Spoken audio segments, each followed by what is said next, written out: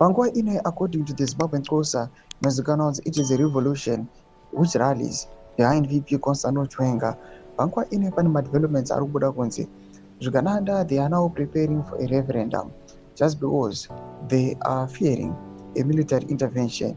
Nzarapinda mashoko ari kubuda panguva ino asati ava well verified, but developments rumors ari kucirculate in the stakes of power zvoratidza kuti Zvikananda panguva ino zvinyatskuziva kuti the move they are making, it is very, very controversial and critical. Not for subscribe or like on the bell icon.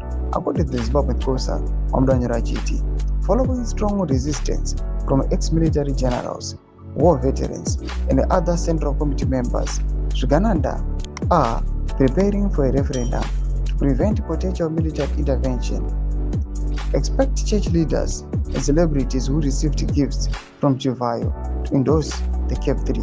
Ndoma developments aripo panguva ine muZimbabwe sekunyogwa kwamazva zviito kuti aiwa panguva ine pane nhau yereferendum iri kukurukurwa, but the drivers of the referendum ndo vanhu vaya vamakanzwa vachipiwa nekudistributwa dzimotokari.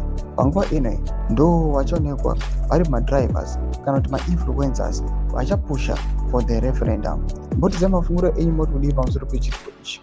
Kuna comment section medu dzafunguro enyu, subscribe or like, watch it on the bell icon.